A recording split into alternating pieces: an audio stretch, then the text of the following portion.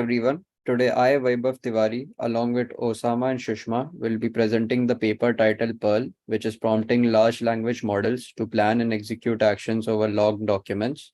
So, what is Pearl? Pearl is a prompting technique to make LLMs reason better over long documents. The presentation flow would be like we'll be starting with the prerequisites, then going over to the overview, followed by the intro to the data set and a code walkthrough. And then finally, we'll be discussing what we learned from the paper. Next. Now, for the prerequisites, we believe it's important to discuss two prerequisites which are not in the paper, but it is related to the concepts that are discussed in the paper. So the first prerequisite is chain of thought reasoning. So in chain of thought, we know that LLMs cannot reason well over complex documents. So to solve this problem, we can employ chain of thought reasoning, which uses a prompt in which each of the steps are detailed and the model gets to take this as a cue and reason well over the document. So next, as we can see in this slide, the prompt is broken down into detailed steps and then an answer is deduced. This is similar to the verbal reasoning done by humans, and this helps the model to reason better. Next, we have the React framework, which builds upon this reasoning of chain of thought prompting and combines it with an action. So let's suppose we have a question to solve a problem that requires advanced reasoning and multiple steps to solve. Let's say we have to classify between two magazines, which one was published first. So in React framework, the first step is thought, which is a reasoning step that identifies how the model will tackle the problem and identify an action. So in this case, the model decides to take an action to search for a magazine next. So the next step is action, which is selected on the basis of the thought, and then one action is selected from a predefined action set. In this example, the model defines to search on the first magazine. Then we have the result, which is an observation. So as we can see in this example, the magazine, we get to see that the first magazine was published in the mid 1840s. Similarly, for the second magazine, all these three steps are repeated, and then it is compared between both the magazines, and a result is computed. Next, I'll pass it on to Osama to develop the overview. Thank you. So what does Perl tries to solve? First of all, as we said before, strategies such as chain of thought prompting improve the performance of large language models by decomposing input examples into intermediate steps. But how to apply such methods to reason over long input documents?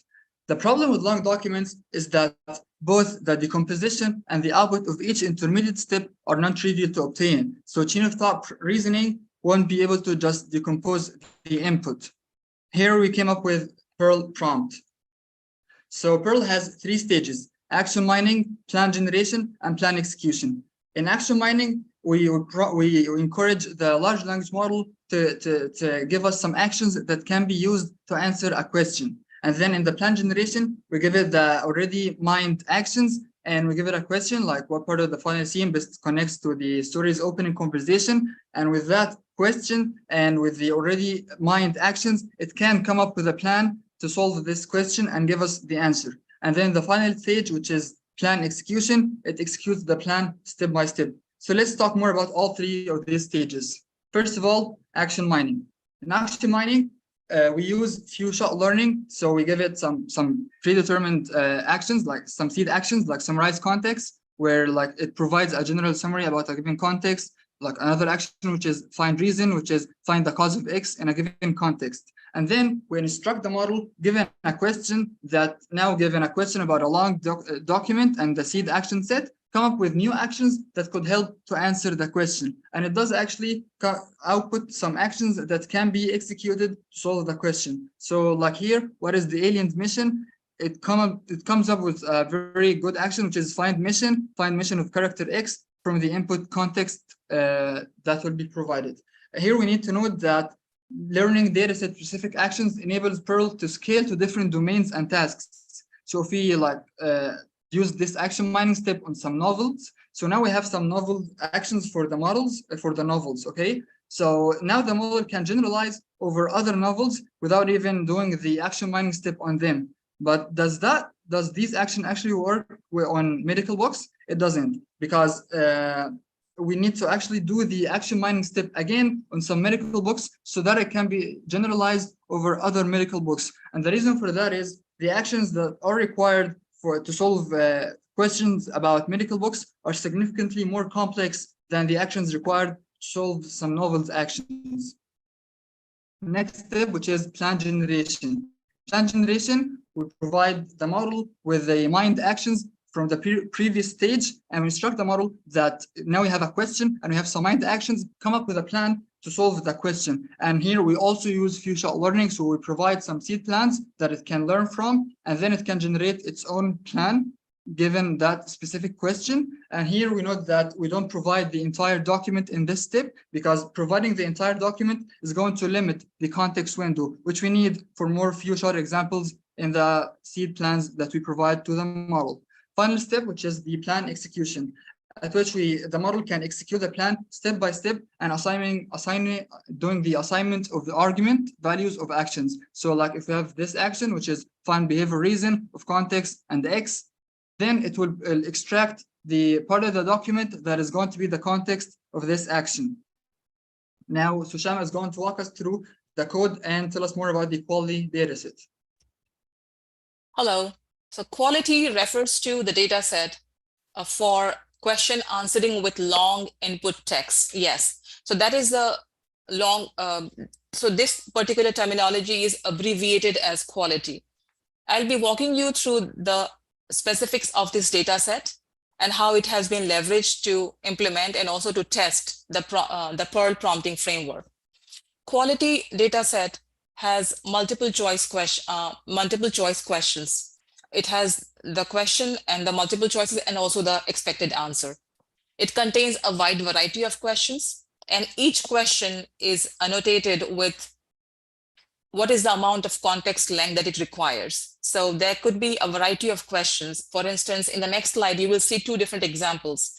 One is the example of a short context question in the next slide, and you will see an example of a large context question.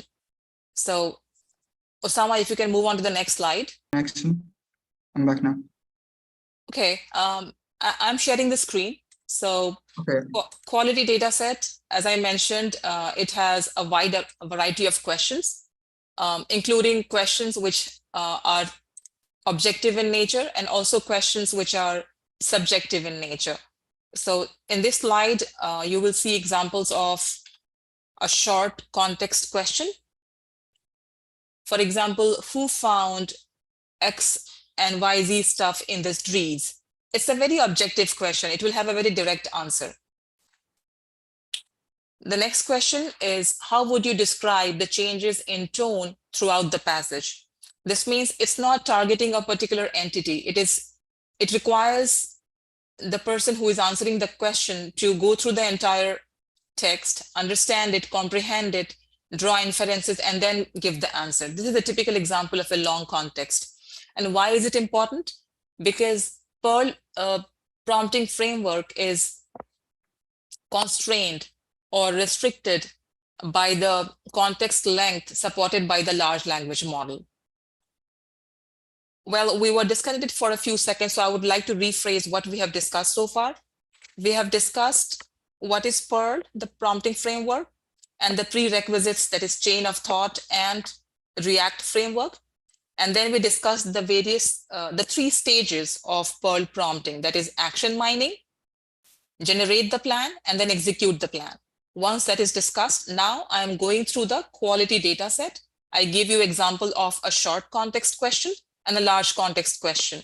Now, what I'm sharing on my screen right now, it's a flow which tells you how does the Perl framework leverages the quality data set, picks a question, and gives the most accurate answer out of the 4 options provided to it. As you can see, the question is getting fed to the large language model. Let's say it is GPT-4 or some advanced, the second version of Llama. And it is combined with the Perl prompting framework. and then it generates the free form answer. This means the long text answer, descriptive answer. From there, the LLM further picks out, it will do its own natural language processing capabilities, and then it will pick up the most suitable answer out of the 4 questions, 4 options given to it. Here, I'm talking about the various stages in the code execution. When I say code, you can find a link to the GitHub in the final slide of the presentation. It has a link to the Perl framework code. It has a link to the quality dataset code as well from GitHub. The first stage is action mining to generate action sets. There is a set of 7 seed actions which are being fed to the system. You can see it on the right-hand side. It is like concat, extract, find underscore x, find underscore reason, and so on. This is the only input that is provided to the system from outside. Everything else is actually generated by the large language model itself, as it is enabled by the Perl prompting framework. Using these 7 seed actions, the Perl framework will generate action sets. Now, as I already said, that because of the restrictions around the context length, we need to simplify the actions so that we fit the LLM context length. In this case, they have used GPT-4, whose context length is limited. So we need to simplify the actions to fit that context length. The 3rd and 4th steps are to baseline the multiple choice questions and also to baseline the free form answer questions. After that, the articles are loaded, meaning the passages or speech or blogs from wherever you are trying to reason and answer complicated questions, that is being fed to the system. And then the questions are loaded. And then the plan is generated by the Perl framework. And after that is done, the prompts are being framed and the plan is executed. So once the plan is executed, the final output is that it will tell you that out of the 4 given options, A, B, C, D, this option is the best. This is a screenshot of the final output. You will see that the column D here, it says map answer. So it tells you which was the most appropriate answer the Perl framework thought was suitable for that question. Whereas the next column, column E, which says gold, it is referring to the expected answer as suggested by an external entity, say by a human evaluator. So using these data, some metrics has been derived around how accurate is the Perl framework and what are the limitations and what are the positive sides of this framework, which Osama will talk about. Thank you. So what we learned, here we're going to discuss the results between GPT-4 performance on zero-shot and chain of thought reasoning and Perl. Of course, GPT 3.5 is going to be significantly less accurate than all 3 of other alternatives. So in the quality long context questions, Perl has much higher accuracy than both zero-shot and chain of thought reasoning, whereas in the quality short context questions, zero-shot learning does actually perform better than both chain of thought reasoning and Perl. And that's because chain of thought reasoning and Perl both overcomplicate simple questions. That's because they have to come up with a full plan to answer a question, whereas it can be just a simple question like who did this and who did that. Next. As you see here, comparing the GPT-4 performance on zero-shot prompting and Perl prompting technique, we see that if it's a short context question, actually zero-shot learning does perform better than Perl.